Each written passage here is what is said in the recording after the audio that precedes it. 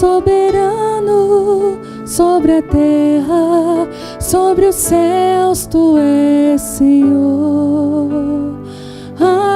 absoluto. Você pode cantar isso? E tudo que existe e acontece, tu sabes muito bem. Tu és tremendo. E apesar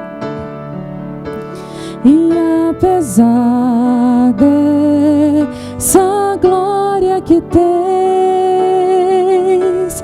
tu te importa comigo também.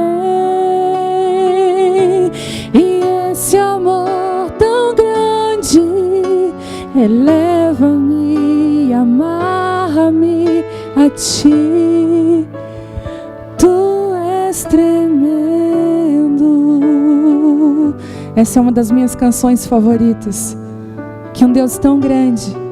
Hoje mesmo eu estava lendo ele dizendo: quem são vocês para construir uma casa para mim? Isaías, ele diz: quem é a terra, né? Nem o estrado dos meus pés. Aí depois no versículo seguinte ele diz: mas eu escolhi habitar naquele que tem um coração humilde e quebrantado. Ele diz: que casa vocês podem me construir? Todas as vezes que nós tentamos construir algo para Ele na nossa força, não cabe, não vem habitar. Mas quando a gente reconhece que a gente não pode, Ele vem habitar. Esse é o nosso Deus. É quando a gente está quebrado, sabe? Eu vou falar sobre propósitos e processos hoje. E esse ano Deus me pediu algo. Deus falou assim para mim: filha, esse ano vai ser um ano de rasgar o coração. Vai ser um ano de muita exposição. Eu não sei se você está nessa unção, que você tenta esconder, mas você não consegue. Aquilo vem para fora. Sabe, ano de Deus trazer algumas coisas que estavam escondidas. E propósitos e processos fala tanto ao meu coração, porque quando o propósito chegou na minha vida, quando eu entendi que eu tinha um propósito, que uma coisa, a gente vai orar com as irmãs, né, do coque. Eu lembro, desde pequena, eu participava de oração do reteté, do fogo. E eu lembro que sempre a palavra era: Deus tem um propósito contigo. Por fim eu já dizia assim: tá, eu sei, Deus tem um propósito comigo. E os anos foram passando e Deus foi desvendando o propósito. Mas sabe de uma coisa que eu observei? Que os anos que essas palavras de propósito chegavam na minha vida foram os anos que eu estava mais quebrada. Os anos que eu estava mais ferida. Os anos que eu estava mais assim: eu sou uma improvável. Pode acontecer com qualquer pessoa. Eu lembro que quando eu fiz uma escola, junto com meu marido, nós levamos a Vitória Pequena. Eu lembro que naquela escola Deus remexeu tanto nas minhas raízes. Deus trouxe à luz tanto quem eu era. Porque às vezes a gente é meio Pedro. A gente acha que a gente é uma coisa que a gente não é. Às vezes a gente diz para Jesus, né, como Pedro falou: com certeza, vou contigo até a morte. Até o dia da morte chegar. E a gente entender que a gente não vai até ali. E parece que Deus, Ele faz questão de nos levar a lugares onde a gente entende que a gente não é. E muita gente para aí nesse lugar dizendo assim: eu não sou nada mesmo. Sabe de uma coisa? Esse não é o lugar para você parar. Esse é o lugar do início do que Deus quer fazer na sua vida. Esse não é o lugar para desistir. Esse é o lugar para continuar, porque Pedro não desistiu. Judas desistiu, Pedro não. Todos os dois negaram. Mas Pedro encontrou um lugar de arrependimento. E sabe, as palavras vinham em tempos que eu dizia: Deus, mas que palavra é essa? E eu lembro que naquela escola Deus mexeu tanto com a gente. Mostrou quem eu era, né? Me mostrou que eu não, como Pedro, eu ia negar. E Deus estava assim. E naquele dia na escola, a gente estava até triste um com o outro, né, amor? Lembra? A gente estava triste. Já viu o casal meio quando está chateado? Ele vem para o culto, ele disfarça. Mas ele está chateado. E aí, naquele dia a gente nem disfarçou. Eu sentei lá na frente, ele sentou lá atrás. Porque quando disfarça, ainda senta junto, mas fica assim, nem olha para o lado, né? A pessoa não existe. Não adianta vocês olhar para mim com essa cara de que não estão entendendo, vocês estão entendendo. E aí, porque assim, o inimigo, ele arma as contendas na hora de ir para o culto. Tem gente rindo de nervoso, mas é verdade. Vai acontecer uma coisa que você vai ministrar na igreja, vai ser uma coisa importante, vai abrir uma contenda. Você vai jejuar, você está num propósito de oração, abre uma contenda. Eu fiz um propósito agora de missões para os maridos, as esposas, orando. Gente, o que teve de mulher de cabelo em pé, meu Deus, parece que ele piorou. A fornalha aqueceu 7 vezes mais, ele está pior. E eu disse assim, mas é que o inimigo, ele se levanta nesses momentos, ele quer roubar, né? Às vezes ele não pode impedir que você venha, mas ele quer roubar a sua alegria, ele quer roubar o seu coração aqui dentro. Ele não rouba você de estar aqui, mas ele rouba o seu coração. Então, se alguma coisa te chateou hoje, você está aqui meio assim torcido. Já viu quando a gente anda meio torcido em casa? E a gente vem para a igreja meio torcido, coração meio endurecido. Deixa eu falar para você, relaxa. Deixa Deus vir com cura. E naquele dia, nós estávamos torcidos. E aí, eu estava lá na frente, ele lá atrás. Ele sentado, amuado, e eu lá na frente, buscando a Deus. E aí, orando. E aí, ele estava orando, dizendo que ele estava orando. Quando chega uma palavra, eu estava assim, daí o pastor assim para mim, olha a palavra que ele deu. Cadê o teu marido? Eu falei, Jesus, assim, está lá atrás. Daí uma galera foi lá, buscou o Telmo. O Telmo veio do meu lado. E aquele dia, Deus liberou uma palavra sobre o que está acontecendo hoje. Mas era um dia tão difícil. Vocês me entendem? Que o propósito parece que chega naquele dia que você pensa assim, meu Deus, nada a ver. Nada a ver. Tipo assim, Deus está louco, confiar em mim nisso. E aquele dia Deus mostrou, olha a palavra, que eu nunca vou esquecer, porque eu estava totalmente quebrada. Eu falei assim, meu Deus, que palavra é essa? Ele assim, eu vejo vocês dois na cidade de vocês com tochas, e uma multidão atrás de vocês estão abrindo um caminho novo naquela cidade. 2007. Eu vejo vocês com tochas e um povo vindo atrás de vocês, e não é um povo, é uma multidão, na hora que nós estávamos mais moídos e quebrados. Se você está aqui hoje assim, e a Maiara falou uma coisa na última reunião de mulheres, que aquilo cravou no meu coração, ela disse que o tempo da semente é o tempo de a terra estar como, gente? Aberta e ferida. Você já viu uma terra bonita? Mas quando vem aquele arado para arar, ele vai abrir aquela terra, ele vai ferir ela, para que a semente consiga entrar. Talvez seja isso que Deus esteja fazendo conosco. Ele está abrindo a terra, e abrir a terra dói, mas as sementes de propósito estão vindo. Eu me levantei aquele dia do chão, achando que já era para o outro dia, que a tocha ia estar na minha mão. Mas eu não entendia que ainda existia um processo. Eu não entendi as palavras, mas sabe, mesmo que a gente não entenda, sabe de uma coisa, Ele nos guarda. Porque aquele que plantou a semente é fiel para cuidar dela até o finalzinho. Eu digo que Deus é um fofo, Ele é tão querido, Ele é tão precioso. Por isso que é tão triste a gente ver uma geração que olha para Ele como um carrasco. Deixa eu dizer, Ele é maravilhoso, Ele é um paizão. Deus é paizão, cuidadoso, prestativo, amável.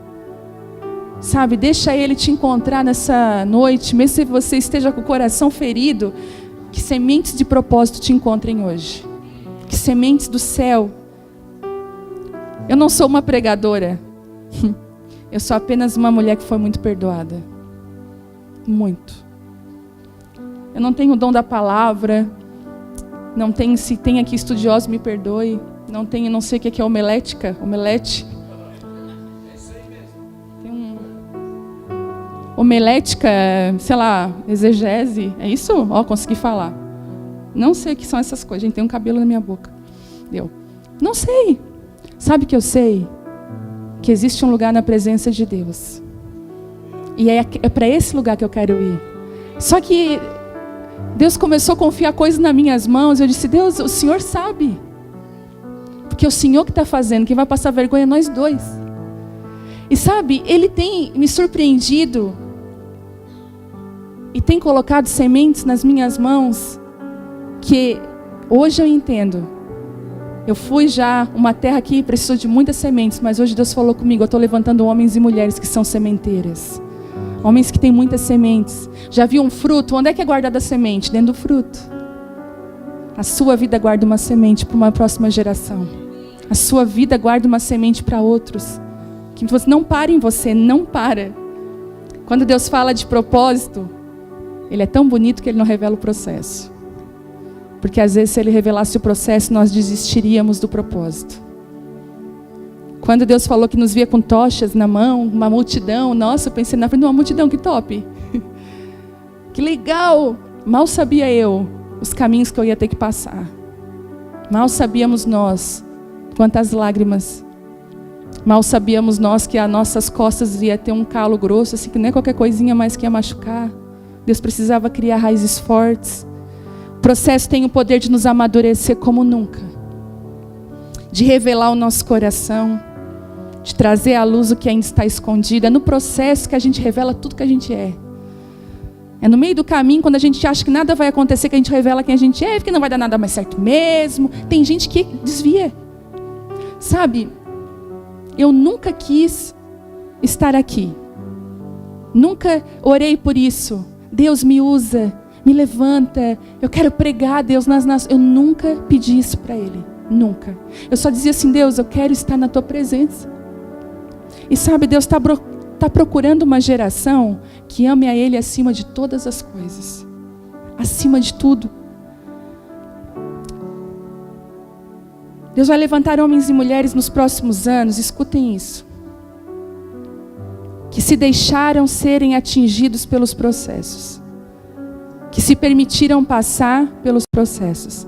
Teve uma irmã aqui na igreja que ela teve um sonho. Ela nem congrega, ela nem vem muito, ela mora mais afastada, mas um dia ela me chamou aqui na igreja e ela disse assim, pastor, eu preciso te contar um sonho que eu tive na igreja, e eu não sou de ter sonhos assim, de repente esse sonho apareceu. Ela sonhou que aqui, que esse púlpito aqui era um pouco maior para frente, essa igreja tinha ficado gigantesca, de enorme, e ela disse que na frente do púlpito estava plantado oliveiras, muito carregadas de oliva, muito carregadas, muito. Oliveiras, né? Azeitonas ali totalmente carregadas. E ela disse que eram árvores, e ela disse assim, Deus, o que são essas árvores plantadas aqui? E Deus falou assim, ó, são aqueles que se deixaram passar pelo processo. Olha, no sonho Deus diz para elas, são os líderes, homens e mulheres que se deixaram passar pelo processo. Eu vou plantar eles na minha casa como oliveiras. Então Deus tem os seus que Ele está, mas sabe, o processo vai vir sobre a sua vida. Você quer o propósito, abrace o processo. Não corra dele. Homens que não se ofendem com Deus, assim como Jó e José. Sabe, José passou por tudo aquilo.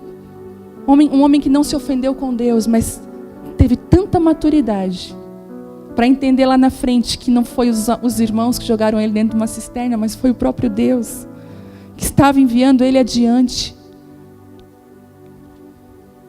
No tempo de escassez, voltará a ter pão através de homens e mulheres que se renderam ao processo, abraçaram os processos de Deus. Esses homens e mulheres vão abrir lugares cheios de comida. Durante o processo parece que não tinha nada, que era seco. Os processos são as chaves que destravam o nosso destino. Desde que Deus é Deus, existem pessoas que o buscam. Enoque andava com Deus e Deus o tomou para si. Uma das passagens lindas que eu acho. Ele andava com Deus e Deus o tomou para si. Hoje aconteceu uma situação. Se comemora esse feriado de carnaval no Brasil de uma forma, né? A gente sabe que o carnaval é no Brasil. É um principado de sensualidade, prostituição, de morte, tudo que a gente pode imaginar. E a Bíblia fala assim, ensina a criança no caminho que ela deve andar. Porque até quando ela for velha, ela não vai se desviar dele. E na escolinha da minha filha, mandaram um bilhete assim, ó, é carnaval, uma festa cultural brasileira, traga o seu filho fantasiado. E aí na hora que eu li aquilo, me veio esse versículo no meu coração. E Deus falou assim, filha, e eu falei, Deus, o que eu faço? E Deus falou assim, filha, ainda existe uma geração que caminha comigo, que escolhe caminhar comigo. Ainda tem uma geração que me ama, acima da cultura. Tu é livre, filha. E aí, orei pela manhã e Deus me deu paz. Então a gente decidiu, então ela não vai para a escolinha hoje. Ela vai passear com o pai no shopping, vai tomar açaí, sorvete, qualquer coisa. Porque essa cultura quer infiltrar, vocês entendem isso? Se a criança se veste numa fantasia e pula com os amigos, ela vai achar que aquilo ali... E eu sei que não tem nada a ver, porque ela é uma criança, ela vai botar uma fantasia, ela vai pular, ela nem sabe o que está acontecendo. Mas é uma cultura que se infiltra. E Deus falou assim, quando você me busca, quando você estabelece dentro da sua casa um padrão que nada pode arrancar, eu estabeleço um padrão através dos teus filhos. É uma geração que é guardada. É uma geração que é escondida. Quando buscamos a presença de Deus mais que títulos, mais que ministérios, mais do que bênçãos, chegamos num lugar de tocar o coração de Deus. E é por isso que às vezes a gente está sem título, sem ministério, sem nada. E eu vejo às vezes pessoas se debatendo, mas quando que eu vou? Mas quando que... Por favor, encontre um lugar na presença de Deus para que Ele seja o teu tudo. Deus precisa levantar ministros com o coração dele, não ministros que são inseguros e precisam do ministério para se valer de algo, mas homens e mulheres que realmente amam a Deus. Vocês entendem o que eu estou falando? Que se deixam passar pelos processos. Quando Ele vem, tudo muda. Sabe, muitos de nós, né? Eu falei na última quinta, a gente sempre diz, Senhor, eu preciso de uma palavra. Senhor, me dá uma palavra. Mas às vezes a gente não precisa de uma nova palavra. Eu estava lendo Paulo, uma carta de Paulo aos Romanos, no capítulo 15, eu acho, ou 16, ele falou assim, achei tão engraçado, ele disse assim, muitos de nós, olha o que Paulo fala, não precisamos de uma nova palavra. Né? Paulo falou lá, mas vocês precisam ser lembrados. Vocês não precisam de algo novo, mas vocês precisam ser lembrados daquilo que já falei. Às vezes nós não precisamos de uma palavra nova, mas o Espírito Santo precisa vir sacudir o nosso coração. Porque no meio do processo, uma das coisas que acontece é que a gente tem vontade de desistir. Porque a gente não vê nada acontecer. Parece que a coisa só piora. Eu digo, parece que a gente entra dentro de uma fornalha e aquece 7 vezes mais. Parece que, meu Deus, o Senhor não está nisso. Né? Quando Sadraque, Mesaque e Abednego ali, o nome bonito para botar nos filhos, né? Quando eles se posicionam naquela...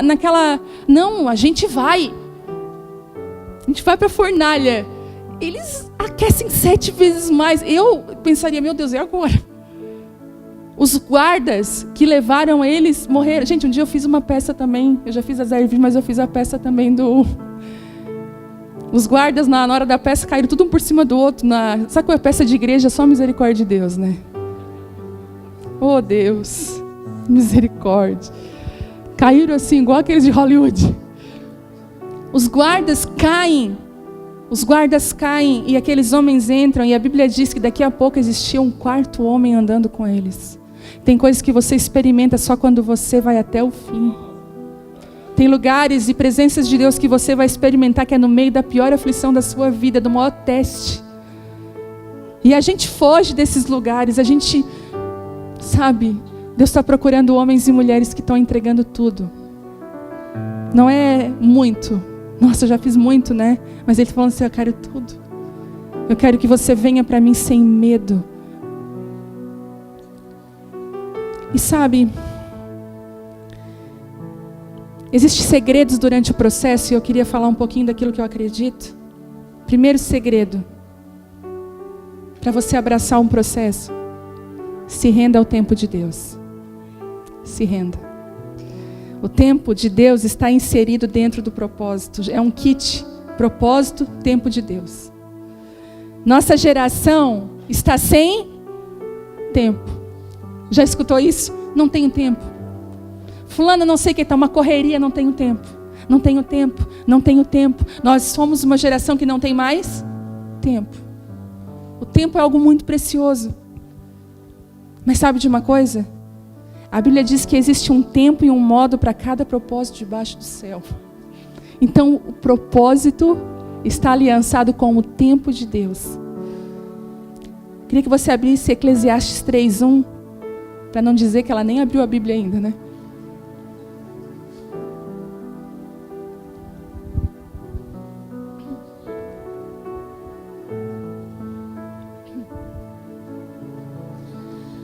Eclesiastes é depois de Provérbios, né?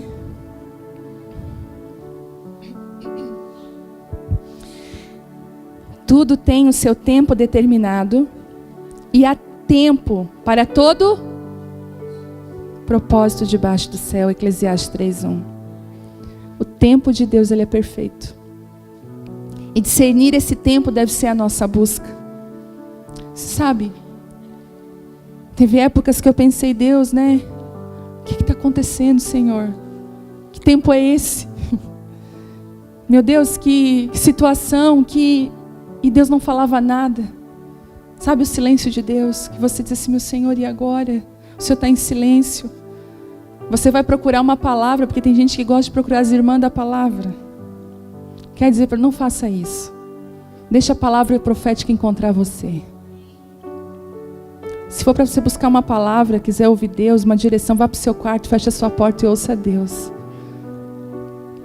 E às vezes a gente não entende o tempo, mas sabe, quando nós nos rendemos ao tempo de Deus, é descanso.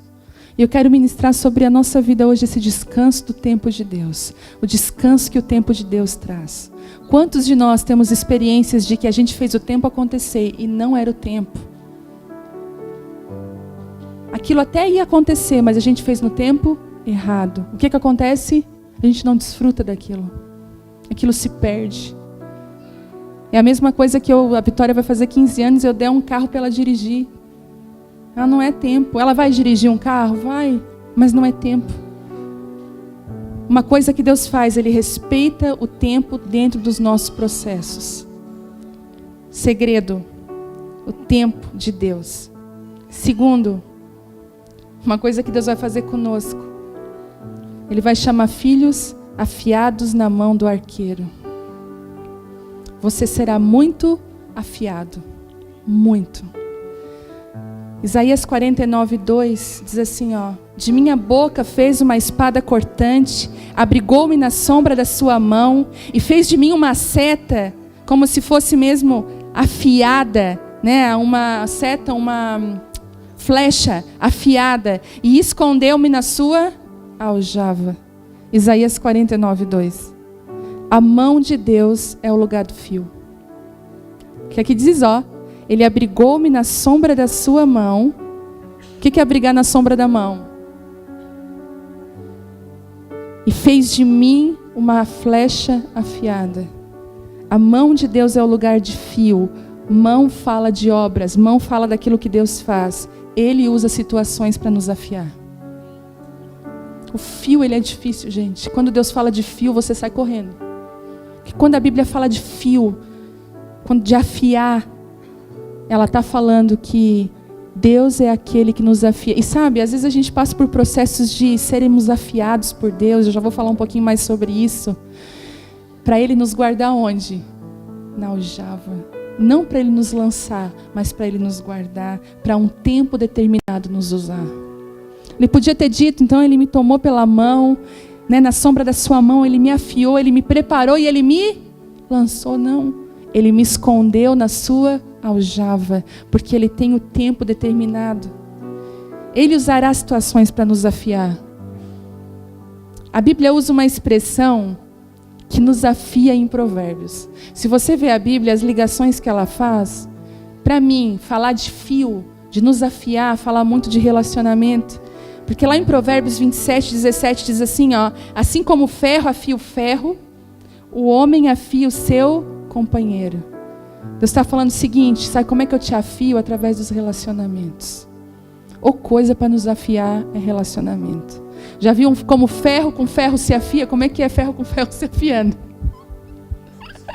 Sabe o quê? Faísca. É aquela coisa, aquele barulho, como um ferro com ferro se afia. Gente, quem tem olhos para ver, veja. Quem tem ouvidos para ouvir, ouça. A Bíblia está falando, a palavra está falando. Assim como um ferro com ferro se afia, ele fica um melhor, um vai melhorando o outro, assim somos nós com o nosso companheiro. A Bíblia não mente, porque para mim o lugar de mais afiação de caráter, de coração é o casamento. O lugar para afiar a gente é o casamento. Para tirar aquelas arestas, para arrancar aquele orgulho, para tirar a ruindade. O egoísmo. Você casa egoísta, eu só lamento. Às vezes eu vou conversar com as mulheres na minha salinha, elas estão em crise. Eu digo assim, qual é a tua crise? Porque assim, ó, eu tô cozinhando, tô lavando, tudo eu. Então eu falei, tu casou pra quê, filha? Mas ele não faz nada. Mas querida, e converso. Aquela menina às vezes mimada pela mãe, pelo pai, tudo na mão, não sabe fritar um ovo, está ali numa crise. Então para mim, fala Deus. Então para mim o lugar de fio é relacionamento. Filhos, mas filho afia a gente. Quer ver quando o filho é a tua cópia e tu vê os teus defeitos no teu filho? Quando tu vê ele sendo orgulhoso, ruinzinho. Às vezes a Bela, ela é eu, gente.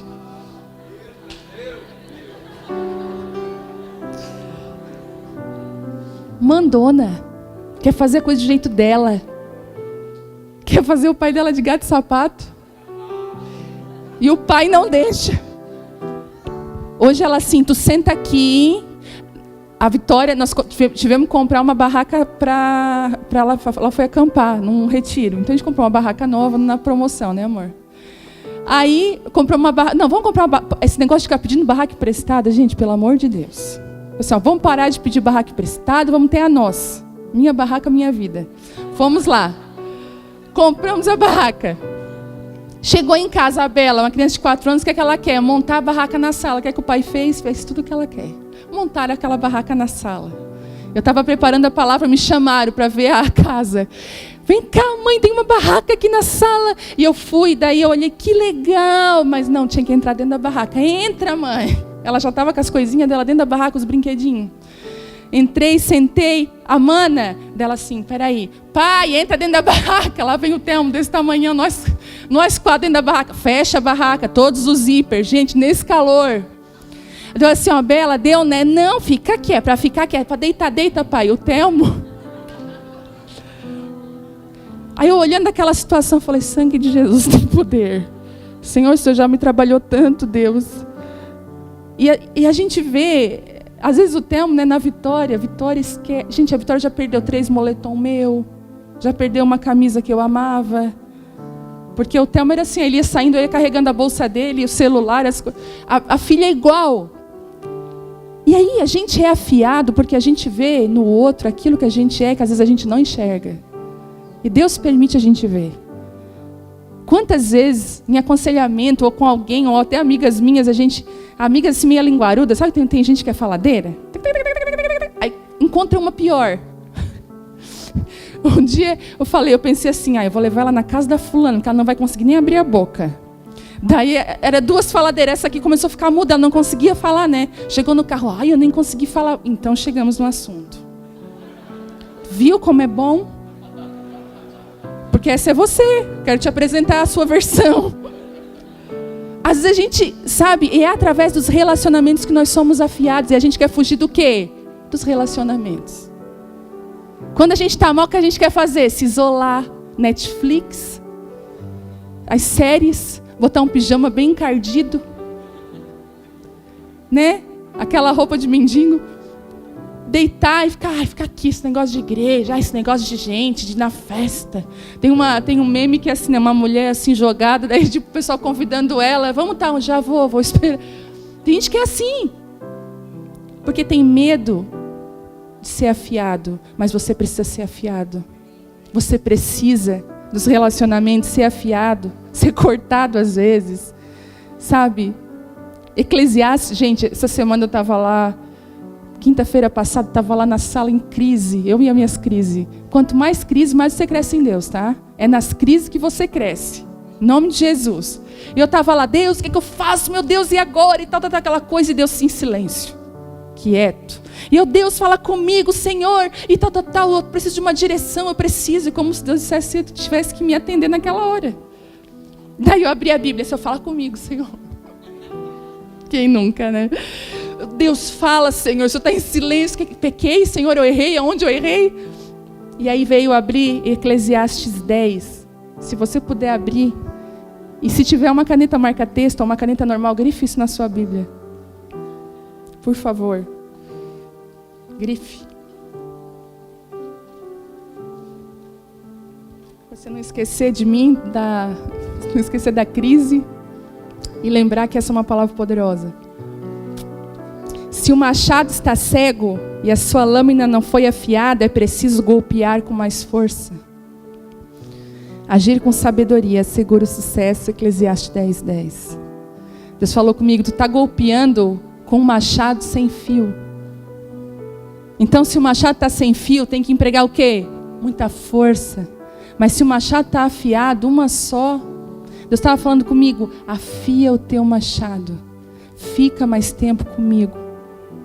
Entra na minha presença, deixa eu afiar, porque para mim não existe relacionamento mais transformador do que quando aquele que nós temos com Ele. Você imagina se o seu amigo tem o poder de te transformar, de te mudar, de aparar tuas arestas, de te fazer alguém melhor, tu imagina você se relacionar com Deus. Você sair da religião, sair dessa coisa aqui, ó, e entrar num lugar em Deus. Você vai começar a ser tocado por palavras, o seu coração vai começar a ser totalmente... Gente, eu conheço mulheres e homens que têm ranço de religião. Que estão na igreja porque eles sabem que é o caminho certo a seguir. Eles querem Deus, mas eles não conseguiram sair do nível da religião ainda. Em nome de Jesus, sabe? Deus está chamando um povo que caminha com Ele, mas de relacionamento. E eu queria te convidar mesmo a dizer assim, Deus, afia o meu machado. Me afia. Aquele dia eu fui dormir e falei, Deus, afia o meu machado. Eu quero ter relacionamento contigo, eu não quero perder esse fio. 3. O seu tempo. Antes de eu falar sobre isso,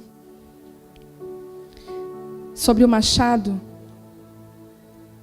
eu entendi uma coisa, que algumas coisas que cegam esse machado são egoísmo, orgulho, ruindade, vontade.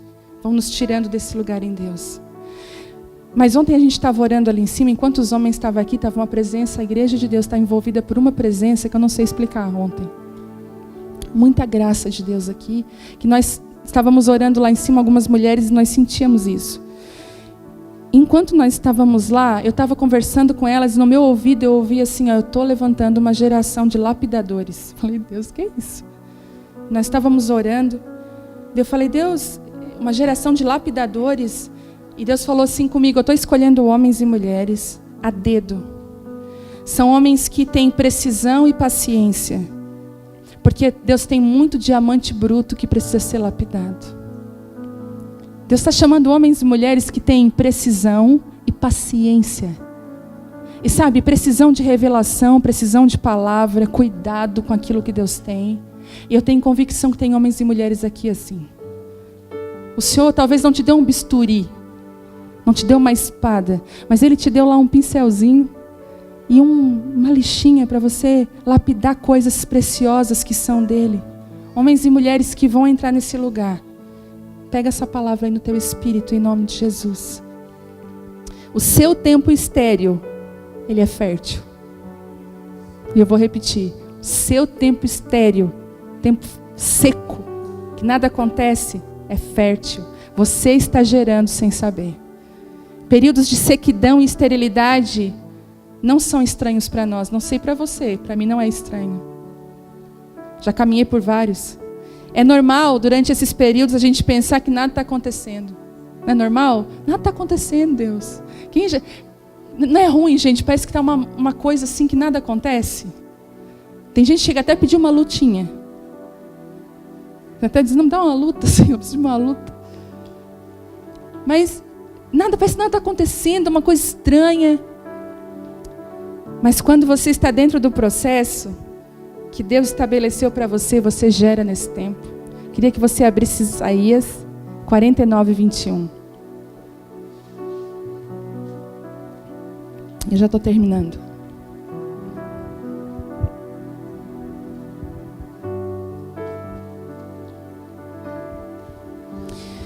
Isaías 49:21. Diz assim: então você dirá no seu coração, quem me gerou esses filhos? Eu estava enlutada e estéril, eu estava exilada e rejeitada. Quem os criou? Eu fui deixada totalmente só, mas estes de onde vieram? Isaías 49, 21. Israel nessa época estava saindo do exílio, naquele momento que nada tinha sido gerado, e de repente quando Israel começa a ser restaurada, de longe começa a vir filhos e filhas incontáveis.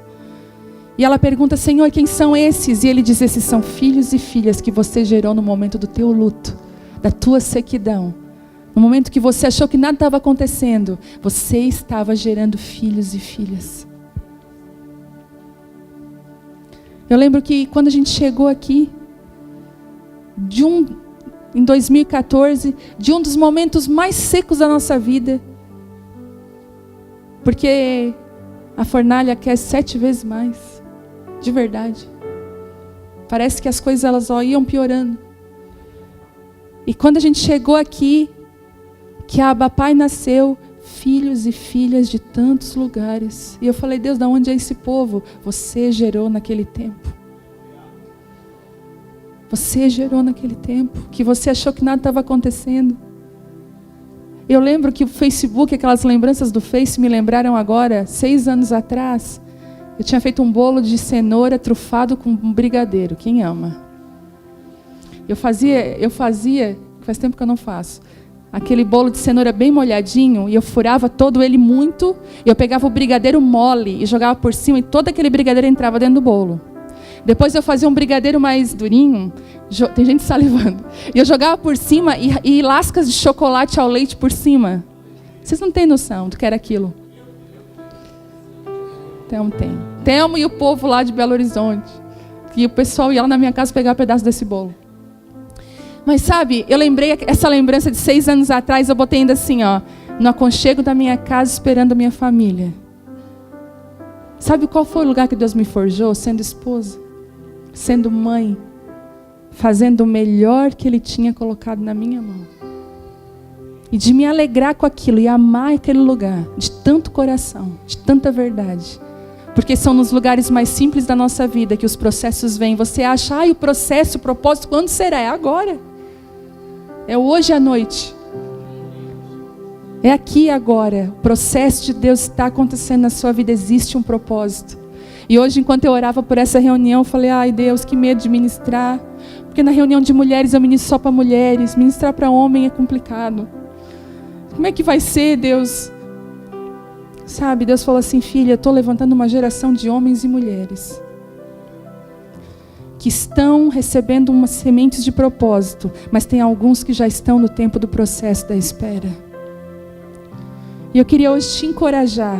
Eu não sei se é real, mas no meu coração eu sinto, no meu espírito, que nós precisamos ser hoje encharcados com esperança, encharcados com esse entendimento de processo, porque se você sabe que você está no processo, parece que o entendimento te traz segurança, você se rende à vontade de Deus.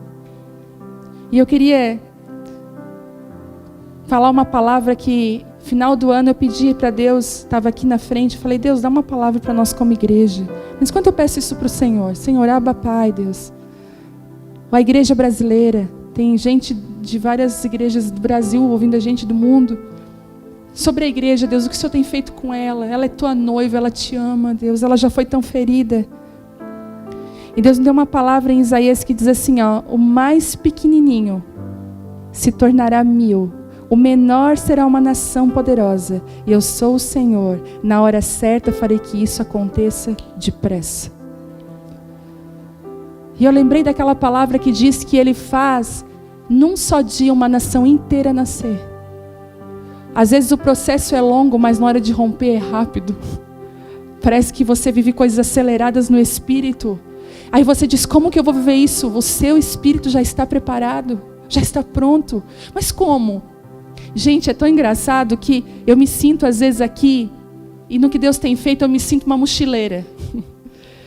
E viajando para tantos lugares, encontrando situações que eu nunca tinha encontrado, eu me sinto assim, tem tal coisa na tua mochila? Ai.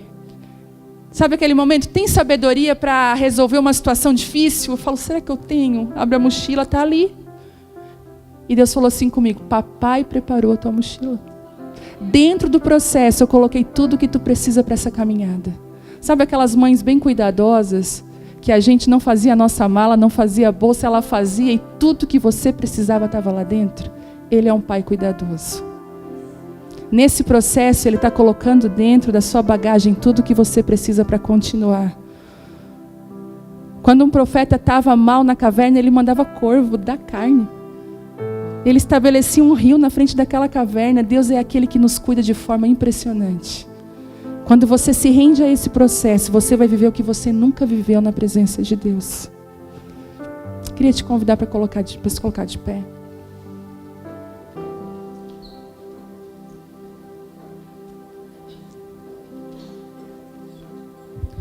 Eu creio que hoje é um dia de propósito, sabe? De Deus revelar propósito no nosso coração. Mas é um dia de Deus acalmar alguns corações em relação ao processo. O processo de Deus, Ele estabelece fundamento dentro de nós. Estabelece aquilo que ninguém vê. Por isso que é tão difícil. Que a gente está sempre querendo ver aquilo que é visível, mas Deus é aquele que estabelece o invisível. Eu queria que você colocasse a sua vida agora na presença de Deus, dizendo: Deus, eu não sei em que estação você está, não sei se você está nesse tempo de espera, eu não sei se você percebe que coisas estão paradas na sua vida. Eu quero dizer que elas não estão paradas. Eu quero dizer que esse é o tempo do processo de Deus. A graça de Deus está aqui hoje para abraçar o teu coração e te lançar nesse lugar da presença dEle. A graça de Deus está aqui nesse lugar hoje. A unção do Espírito Santo.